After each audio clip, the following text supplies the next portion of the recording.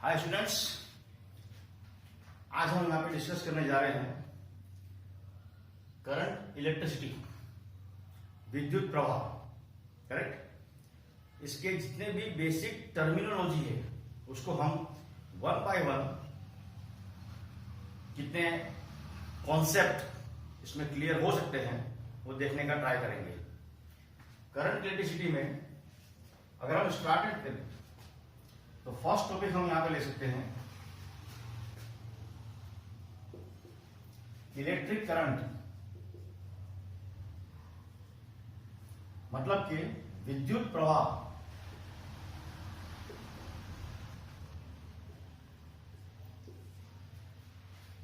विद्युत प्रवाह का मतलब, या फिर मैं दोनों लैंग्वेज में यहां पे स्टार्ट करूंगा, गुजराती और हिंदी में। कोई पण तारमाथी एक सेकंडे एकम क्षेत्रफळे કેટલો વિદ્યુત પ્રવાહ પસાર થઈ શકે છે, मतलब कि कितना इलेक्ट्रिक करंट इसमें से पास होगा। तो जो जनरल फॉर्मूला है और जनरल फॉर्मूला के बेस के ऊपर हमें पता है कि भाई अगर कोई भी अगर समझ लो वायर दिया हुआ हो, so I is equal to Q divided by T. I विद्युत प्रवाह, electric current, okay. Q divided by T, Q विद्युत भार या विद्युत भार, electric charge, divided by T कितने समय में, ओके। सो स्लोली स्लोली इस टॉपिक में आगे बढ़ते हैं। अगर हमें Q की वैल्यू पता है, T की वैल्यू पता है, तो हम लोग इजीली इलेक्ट्रिक करंट कितना पास हुआ होगा वो हम इजीली फाइंड कर सकते हैं students. So I equal to Q by T. तो विद्यार्थी मित्रों, सिंपल फॉर्मूला, करेक्ट, जहां पर हमें पता है कि Q equal to n e, Q बराबर n e, number of electrons. जहां में हमें पता है कि भाई इलेक्ट्रॉन की वैल्यू कितनी है, तो भाई इलेक्ट्रॉन की वैल्यू है E equal to 1.6 into 10⁻⁻19 coulomb. Okay students, E की वैल्यू, E की कीमत कितनी है 1.6 गुणिया 10⁻⁻19 कूलम। अब नंबर ऑफ इलेक्ट्रॉन्स निकालने हैं तो भी हम इजीली फाइंड कर सकते हैं। Q total number of electrons कितने वायर में से पास हुए होंगे वो हम इजीली फाइंड कर सकते हैं, okay. So I is equal to Q by T. Suppose यहां पर मुझे Q की वैल्यू पता है 5 माइक्रोकूलम, T इक्वल टू दिया है 2 सेकेंड। सो हम I is equal to find कर सकते हैं Q divided by T। Q की वैल्यू है 5 माइक्रोकूलम, T की वैल्यू है 2 सेकेंड, ओके। सो I की वैल्यू आई 5/2, that is 2.5 into 10⁻⁻6 ampere, okay.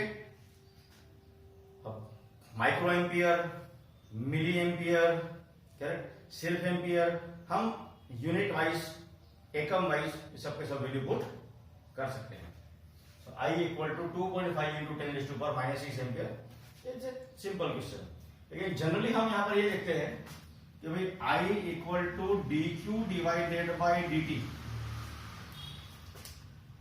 A small change in the charge divided by a time interval. I बराबर d q ना छेद में डी टी। अब इस एग्जाम्पल को मैथमेटिकली या अल्जेब्रिकली सॉल्व करते हैं।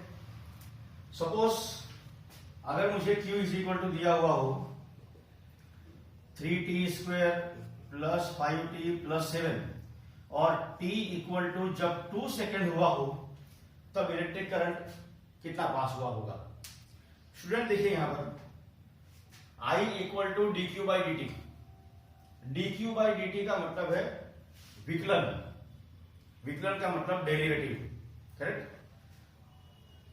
हम Q को dt से डेरिवेटिव करें, जो आपने Q ने विकलन सोचिए, करेक्ट। तो विकलन सोचने पर क्या होगा student, so I is equal to d q by d t. इसका हम अगर विकलन करते हैं, डेरिवेटिव करते हैं, तो आंसर आएगा 6t प्लस 5। ओके, अगर आपको डेरिवेटिव आता है तो। करेक्ट। हम यहाँ पे एक ही टॉपिक को अलग अलग तरीके से, किस तरीके से एग्जामिनेशन पॉइंट ऑफ व्यू से पूछ सकते हैं उसका प्रयास कर रहे हैं। 60 प्लस 5, 60 पावर सामने है, प्लस 5, 7 का डेरिवेटिव 0। अब हमें यहाँ पे t की वैल्यू दी हुई है 2 सेकंड स्टूडेंट्स, हम यहाँ पर 2 सब्स्टिट्यूट कर देते हैं। सो I की वैल्यू आई 6 2 जा 12, 12 प्लस 5 17 एम्पियर। ओके, जस्ट एक जनरल इंफॉर्मेशन है। I equal to d q by d t, q की वैल्यू किसी पॉलिनोमियल के फॉर्म में हमें दी गई है। जब t 2 सेकंड था, જ્યારે t 2 સેકન્ડ હતું ત્યારે એ તારમાંથી કેટલો વિદ્યુત પ્રવાહ પસાર થઈ રહ્યો હતો। What is the value of I when it is 2 second? So I equal to 17 ampere. इसी को अगर हम देखें तो ऐसा भी लिख सकते हैं कि dq is equal to I dt। Okay students, dq equal to I dt। अब अगर हम दोनों बाजू इंटीग्रेशन की साइन लगा देते हैं, संकलन, स्टूडेंट संकलन तो आपको आता ही होगा, ओके ना मत बोलिएगा।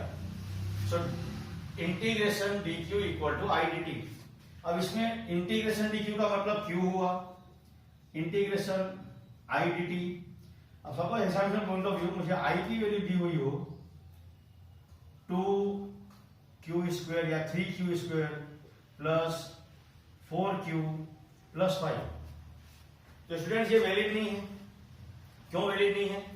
क्योंकि I integration dt means equation किस फॉर्म में होना चाहिए स्टूडेंट्स? t के फॉर्म में होना चाहिए। तो सपोज ये 3t square plus 4t plus 5 अगर दिया हुआ है, अब देखिए जहां पर आपने I निकालने के लिए डेरिवेटिव का इस्तेमाल किया था, वहीं पे यहां पर q निकालने के लिए स्टूडेंट्स क्या है? संकलन, इंटीग्रेशन का यूज करना है।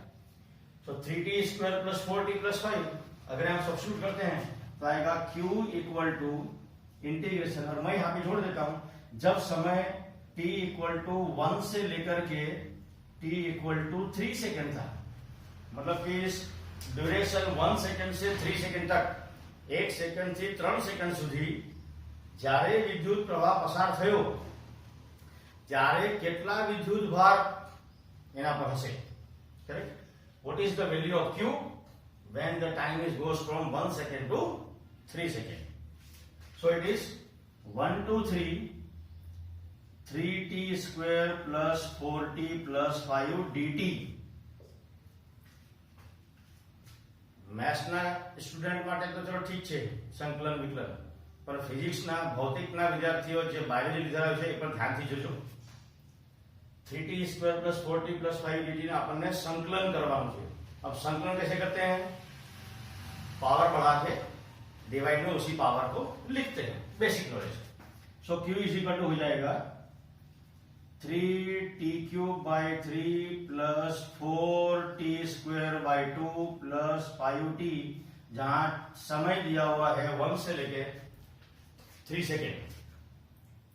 हमने यहां पर संकलन किया, आपने यहां संकलन કર્યું છે t cube by 3 t square by 2 और 1 होता हो तो 1 का इंटीग्रेशन t। अब हम यहां पर सिर्फ सब्स्टिट्यूट करेंगे वैल्यू, ये 3 3 कैंसिल, ये 2 से कट गया 2 टाइम्स। इसका आंसर हमें स्टूडेंट यहां पे मिलेगा q इज इक्वल टू, सबसे पहले हम 3 पुट करेंगे तो 27 प्लस 9 2 जा 18 प्लस 15, 3 यहां पे सब्स्टिट्यूट करना है। 27 प्लस 3 3 जा 9 इंटू 2 18 प्लस 5 3 जा 15 माइनस, हमें पता है कि संकलन में इंटीग्रेशन में upper limit minus lower limit होता है स्टूडेंट्स।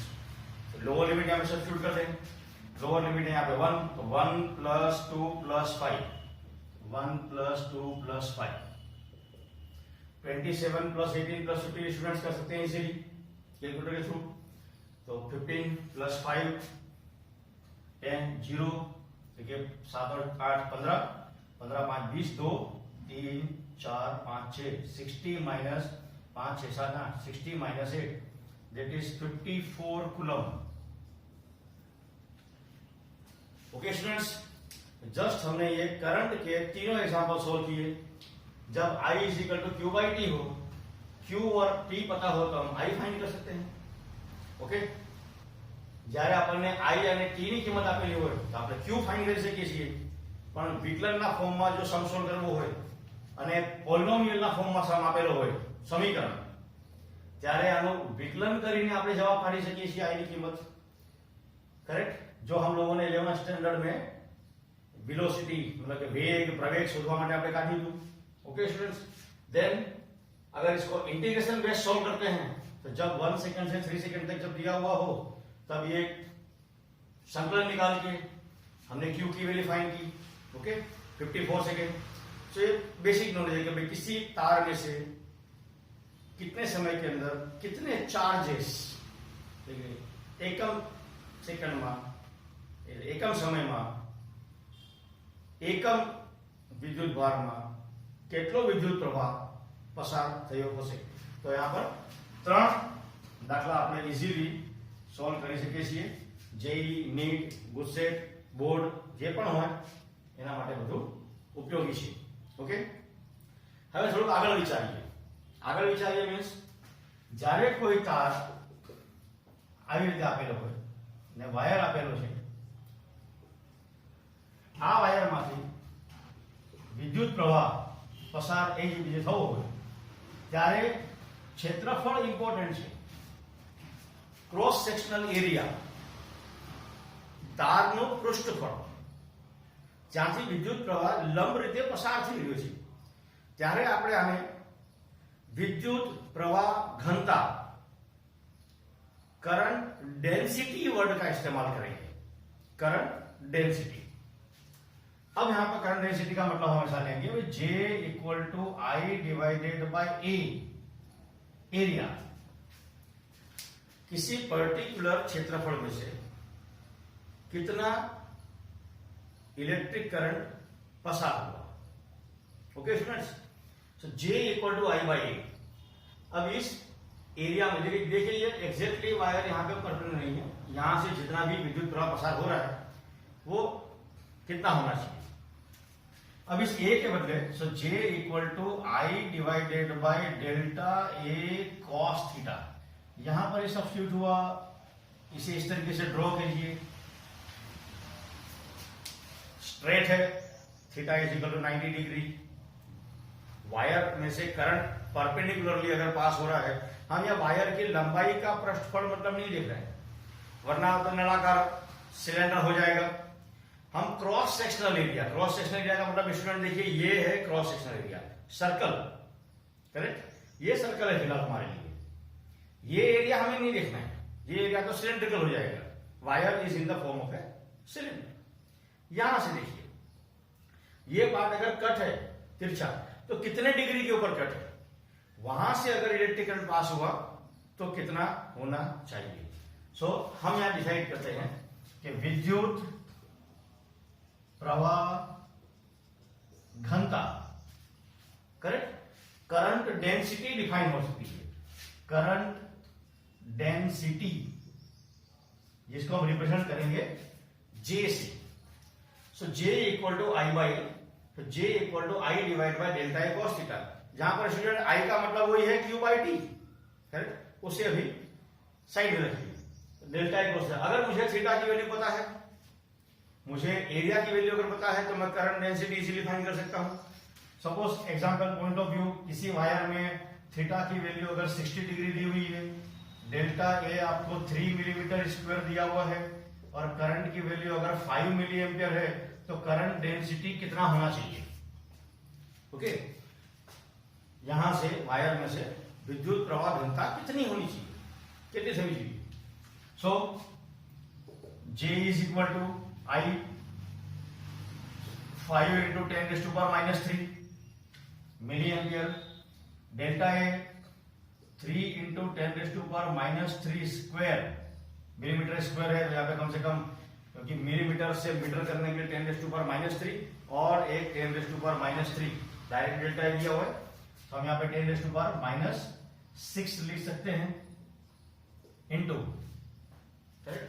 यहां पर स्क्वायर नहीं है लेकिन मिलीमीटर से सेंटीमीटर करने के लिए 10⁻³ और एक और 10⁻³ मतलब मीटर स्क्वायर लाने के लिए इंटू cos 60 की वैल्यू होती है 1/2। सो 5 टू या 10, देखिए यहां पे 2 ऊपर जाएगा, ध्यान से 5 टू या 10, 10/3 3.33, सो 3.33 इंटू 10⁻³ करेक्ट।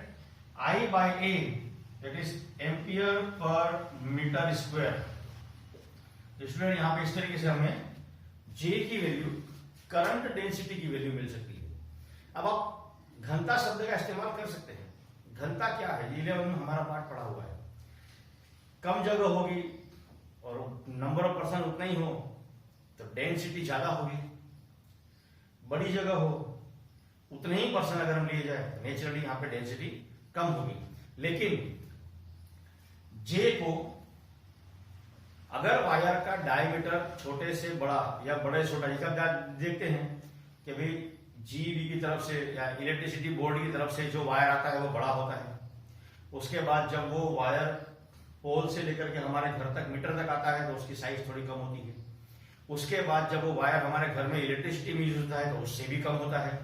तो इलेक्ट्रिक करंट को कोई फर्क नहीं पड़ता, इलेक्ट्रिक करंट में कोई फर्क नहीं पड़ता विद्युत प्रवाह में, सिर्फ फर्क पड़ता है विद्युत प्रवाह घनता, मतलब डेंसिटी को फर्क पड़ता है, correct. Number of charges passing through this second को कोई फर्क नहीं पड़ता है, चार्जेस नहीं बढ़ेगा। और दूसरा एग्जांपल लेके निकल लीजिए, मोटर चालू किया आपने, पाइप लिया, पाइप में डायमीटर एकदम सेम है तो पानी की स्पीड देखिए आप कितनी, आपने बीच में ऑब्स्टेकल डाल दिया, पानी की पिचकारी बढ़ गई, ठीक है, जोर से पानी दूर तक जाने लगा है, लेकिन number of quantity of molecule of water per unit second का कम नहीं होने वाला। ओके, तो वही कॉन्सेप्ट दिमाग में रखना है कि J की वैल्यू बदल सकती है। बड़े वायर से छोटे वायर की तरफ जब चार्जेस सप्लाई होते हैं तब इस चार्जेस की डेंसिटी कम होगी या ज्यादा होगी बड़े से छोटे वायर में, लेकिन इलेक्ट्रिक करंट को इससे कोई फर्क नहीं पड़ता, करेक्ट। ये कॉन्सेप्ट हमारे पास एकदम क्लियर होना चाहिए। जैसे करंट एम्पियर में और J ampere per metre square में, इसी टॉपिक को आगे बढ़ाते हुए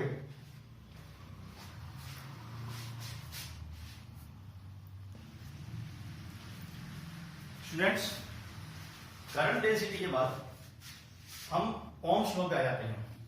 Ohm's law means simple circuit में अगर कोई रेजिस्टेंस आर, अवरोध अगर दिया हुआ हो, उसमें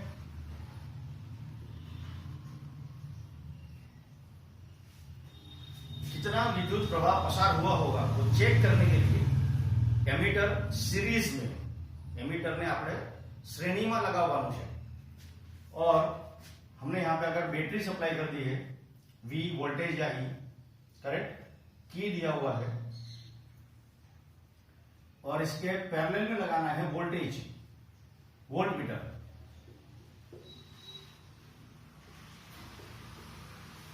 एक सिंपल सर्किट है ओम्स लॉ की।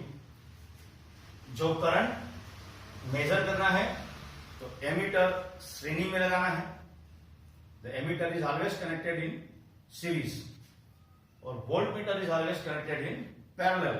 वोल्ट मीटर ने આપણને समांतर में अवरोध आर को लगाना है।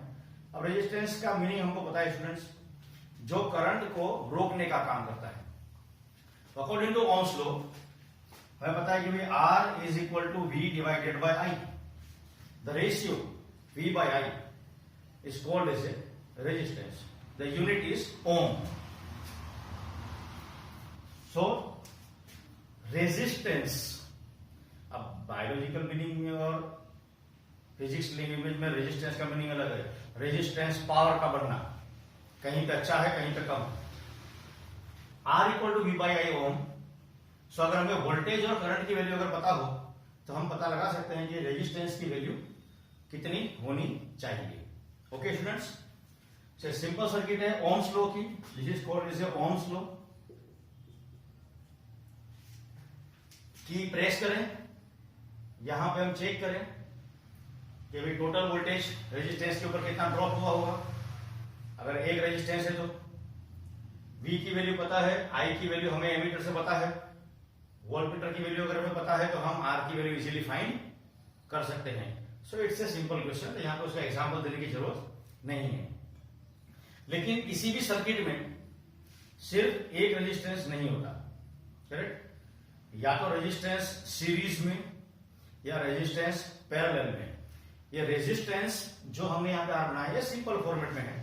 जब वायर इस तरीके से ट्विस्टेड करके रख दिया हो तो उसका रेजिस्टेंस अपने आप बढ़ जाता है। और रेजिस्टेंस बढ़ने का मतलब है करंट की वैल्यू को कम होना। R equal to V by I. R directly proportional to V और inversely proportional to I, correct. I की वैल्यू अगर बढ़ेगी तो रेजिस्टेंस कम हो जाएगा, और अगर I की वैल्यू घटेगी तो रेजिस्टेंस की वैल्यू अपने आप बढ़ जाएगी। अपने घर के इक्वायरमेंट्स में चेक कीजिए कि आपके इक्वायरमेंट्स में रखे हुए वायर कहीं ज्यादा ट्विस्टेड तो नहीं है, उससे R की वैल्यू बढ़ेगी। R की वैल्यू बढ़ेगी तो नेचुरली पावर में, फॉर्मूले में फर्क तो आएगा ही आएगा। So R equal to V by I. इसी में अगर रेजिस्टेंस सीरीज में हो, सीरीज का मतलब इस तरीके से, सो हम टोटल रेजिस्टेंस दे सकते हैं R1 plus R2 plus R3। आपको तीन रेजिस्टेंस अगर सीरीज में दे दिए जाए, त्रणे अवरोध श्रेणी में हो, so R equal to R1 plus R2 plus R3 हम लिख करके, मतलब श्रेणी में आंसर हमें जो ज्यादा है उससे भी ज्यादा मिलेगा, करेक्ट। तो ट्राई कीजिए, रेजिस्टेंस श्रेणी में मत रखिए, R की वैल्यू बहुत बढ़ जाएगी, करेक्ट। और इसी जगह पे अगर रेजिस्टेंस पैरेलल में हो, समांतर,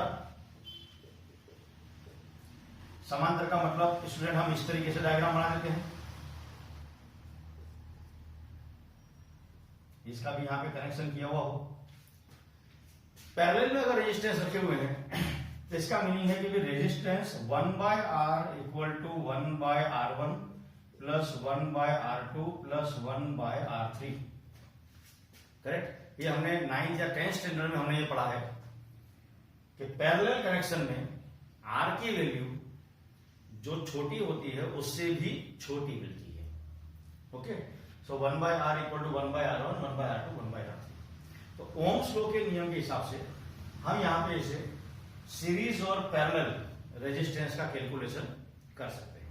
ओके, ये जनरल रेजिस्टेंस है जो हम फॉर्मेट भी कर सकते हैं। आप वायर लीजिए, वायर को ट्विस्टेड कीजिए, उसको सीरीज में रखिए, पैरेलल में रखिए, एमीटर वोल्टमीटर से चेक कीजिए उसकी वैल्यू कितनी आई, आप कैलकुलेशन कीजिए तो आपको R सीरीज और R पैरेलल यहां पर इजीली मिल जाएगा।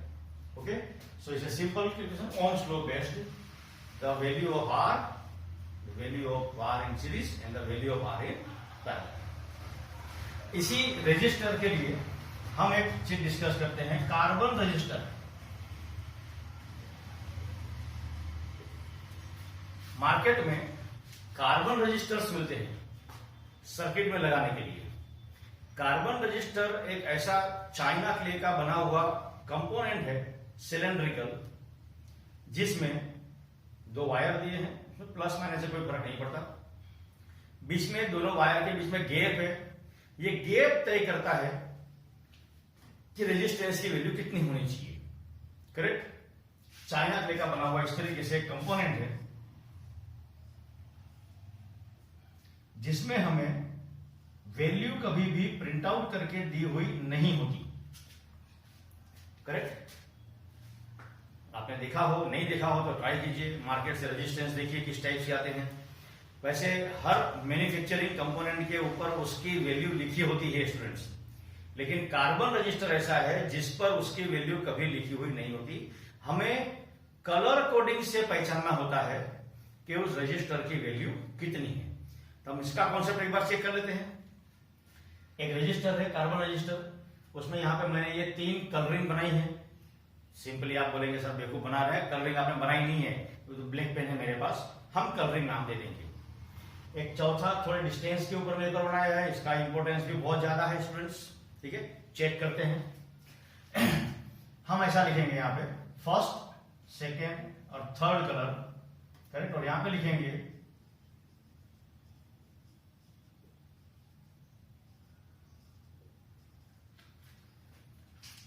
Black, brown, red, orange, yellow, green, blue, violet, grey and white. BB Roy goes to Bombay via Goa way. अब वो हमें नहीं पता स्टूडेंट है वो किस तरीके से गई, ठीक है। यहां याद रखने का सिंपल तरीका है, बीबी रॉय गोस टू बॉम्बे, ठीक है। बीबी रॉय जो थी वो बॉम्बे गई, लेकिन सीधी तरीके से नहीं गई, गोवा होके गई। अब मैं यहां ये डिस्कस नहीं करूंगा कि हम गोवा होकर के क्यों गए थे, हम मतलब बीबी रॉय गोवा होकर के क्यों गई थी, okay, leave it. BB Roy goes to Bombay via Goa way actually एक कलर का कॉम्बिनेशन है। हम यहां पे ऐसा लिखेंगे 0 1 2 3 4 5 6 7 8 9, 0 1 2 3 4 5 6 7 8 9, 10 raised to 0, 10 raised to 1, 10 raised to 2, 10 raised to 3, 10 raised to 4, 10 raised to 5, 6 7 8 9, ठीक है। First colour, second colour and third colour, correct. First colour, suppose हमें एग्जांपल पॉइंट ऑफ व्यू दे दिया है red, yellow and suppose brown, red, yellow, brown. आप बोले वादा नहीं, आपको जो भी लेना हो, ग्रीन लेना हो ग्रीन ले लीजिए, इससे कोई फर्क नहीं पड़ता। हम तीनों कलर को लाइन से देखेंगे। रेड, विद्यार्थी मित्रों અહીંયા જુઓ, લાલ, પીળો અને ગ્રીન, 3 કલર દીધેલા છે। यहां से हम फर्स्ट कलर, पहलो कलर जो आपेलो છે रेड, रेड के सामने 2 लिखा है तो हम लिखेंगे यहां पे 2 इंटू 10 रेस्ट टू, देखिए यहां पे 10 raised to 0, 10 raised to 1, 10 raised to 2 है। इस तरीके से हम आगे बढ़ेंगे, मतलब सबसे पहले 2 फर्स्ट कलर का नंबर लिख दीजिए। येलो, येलो के सामने 4 लिखा है, मतलब ये हुआ 24, फिर लिखिए into first colour number, second colour number, तो 2 और 4 नहीं है, वो 24 है। ग्रीन, बीबी ग्रीन, ग्रीन के सामने कितना लिखा है स्टूडेंट, तीसरा कलर 5। सो पहला कलर ये रेड का 2, दूसरा कलर येलो का ये 4 और तीसरा colour 10 raised to power 5 into 10 raised to power 5। Okay, आप इस वीडियो को जब बार बार देखेंगे आपको समझ में आ जाएगा कि आप क्या कर रहे हैं। कलर पहचानते रजिस्टर से होने चाहिए, okay. Red 2 first colour, yellow second colour में आइए, येलो 4 24 અને green 10 raised to power 5 third colour. अब चाहे तो आप 2400 किलो ओम भी लिख सकते हैं, क्योंकि किलो का मतलब 10 रेस्ट टू पावर 3, करेक्ट। तो मैं इसे 2400, 2 0 यहां पर आ गए और बाकी 10 रेस्ट टू 3 का यहां पे किलो ओम लिख सकता था। सो यहां पर है कार्बन रजिस्टर पहचानने का तरीका, कि हम किस तरीके से तय करेंगे कि ये कार्बन रजिस्टर की वैल्यू कितनी थी। ओके स्टूडेंट्स, अब अगर मुझे वैल्यू दी हुई हो तो नेचुरली हम कलर फाइंड कर सकते हैं। अब चौथा कलर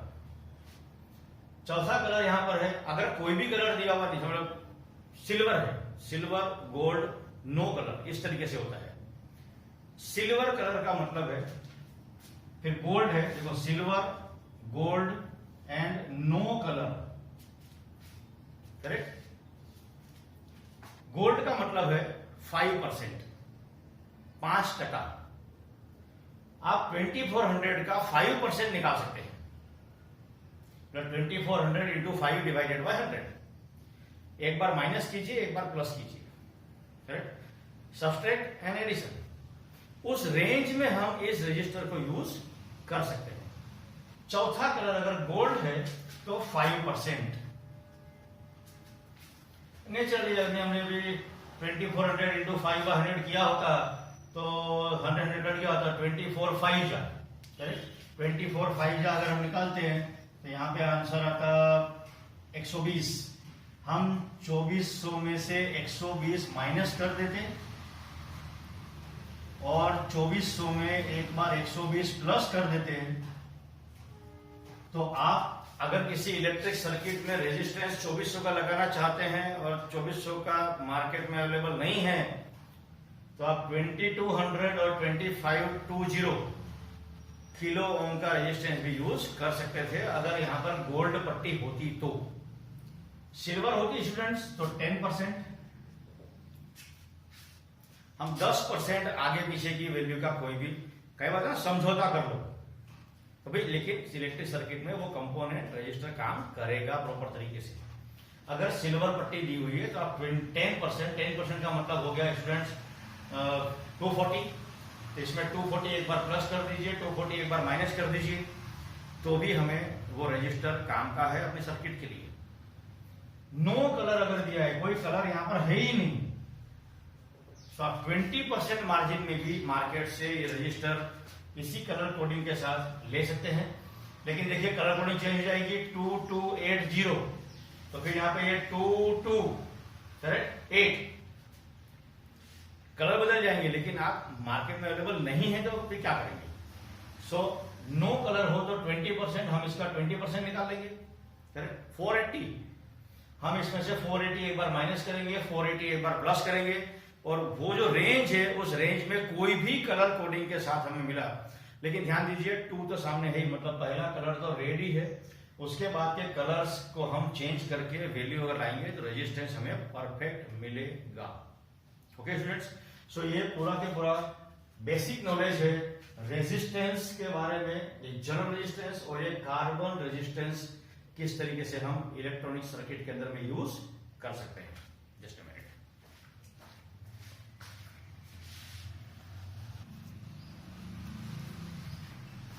इसी में जब रेजिस्टेंस सीरीज पैरेलल और ओम्स लॉ जहां पर सेटिस्फाई नहीं होता, और जब हम आगे किसी बंच ऑफ रेजिस्टेंस के बारे में डिस्कस करते हैं, करेक्ट, तो उसमें एक और टॉपिक आता है Wheatstone bridge.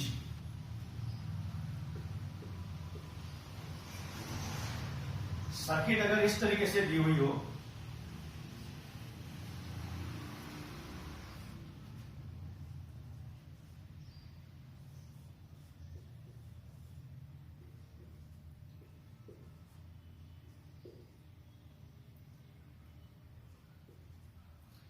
R1, R2, R3, R4, ये सिंपल सर्किट है स्टूडेंट्स।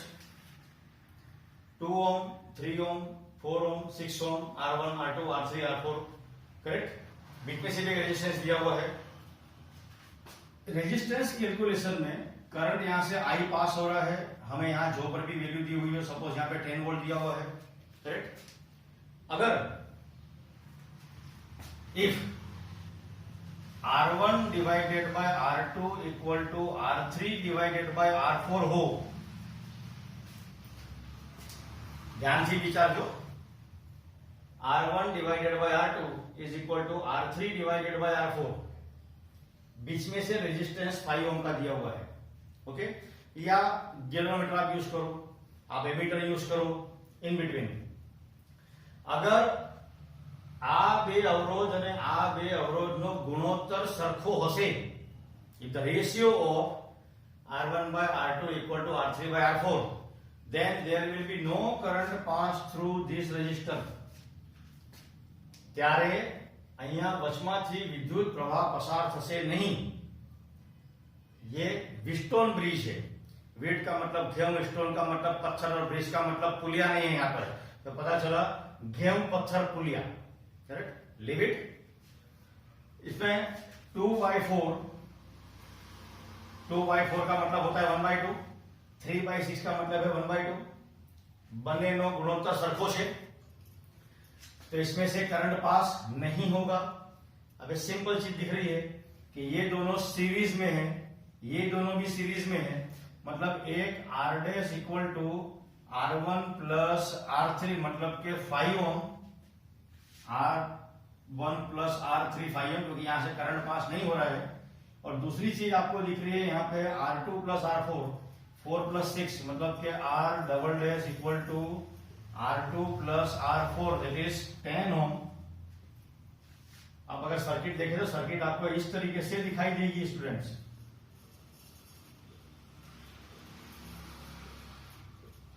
इस तरीके सर्किट दिखाई देगी आपको 2 3 4 6 2 3 4 6 2 और 3 किसमें दिखाई दे रही है? सीरीज में। 4 और 6 सीरीज में प्लस श्रेणी में। इन दोनों के आंसर किसमें दिखाई दे रहे हैं स्टूडेंट्स? पैरेलल में। तो टोटल रेजिस्टेंस इसमें कितना है? So 1 by R equal to 1 by R dash plus 1 by R double dash. So 1 by R equal to 1 by 5 plus 1 by 10। So R is equal to हो जाएगा, जैसे देखा जाए तो एलसीएम लेने के बाद ये 15 बाय 50 है, सो 50 डिवाइडेड बाय 15। जो भी टर्म कैंसिल करना हो सकते हैं। 25 bye 3, okay 25 sorry not 25 bye 3, 50 कटेगा 10 और 10 डिवाइडेड बाय 10 5 जा और 3 5 जा। तो आर की वैल्यू मुझे मिल गई 3.33 ohm. Okay students, so it is a concept of Wheatstone bridge. ठीक है, व्हीटस्टोन ब्रिज रेशियो खाली पता होना चाहिए। अगर ये रेशियो इक्वल नहीं है तो हम आई की वैल्यू और आर की वैल्यू कैसे फाइंड कर सकते हैं, इसका वीडियो आप लोगों ने देखा है। यहां से हम current distribution I1, I2, I minus I1 उस तरीके से हमने जो सम सोल्व किया था। तो जहां व्हीटस्टोन ब्रिज फिट नहीं है वहां आपको किरचॉफ्स फर्स्ट लॉ सब्स्टिट्यूट करना है।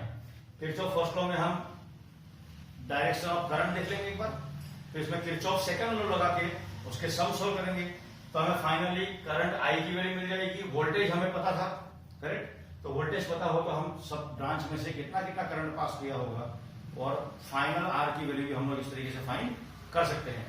यहां पर व्हीटस्टोन ब्रिज एप्लीकेबल है, इसीलिए इजीली हमने ये फाइंड कर लिया। अब हमें यहाँ आई की वैल्यू निकालनी थी। जनरली ओम्स लॉ क्या है students? R is equal to V by I, तो I equal to V by R, V 10 divided by R. Actually देखिए आर की वैल्यू थी 10 by 3, so it is 3 ampere. Okay, so इस सर्किट में से 3 एम्पियर करंट पास हो रहा था। मैं फिर से एक्सप्लेन करूंगा कि अगर ये रेजिस्टेंस रेशियो में नहीं होते तो सम एक बहुत अच्छा कॉन्सेप्ट वाइज बनता। हम ब्रांचेस में से करंट की वैल्यूज निकालते, हर ब्रांच में वैल्यू निकालने के बाद आई को फाइंड करते और आई और वो भी वोल्टेज मालूम होता, उसके बेस पे करंट फाइंड कर सकते थे। लेकिन रेशियो सेम होने की वजह से हम व्हीटस्टोन ब्रिज को अप्लाई कर सकते हैं, करेक्ट। तो ये व्हीटस्टोन ब्रिज को आपको अच्छी तरीके से याद रखना है।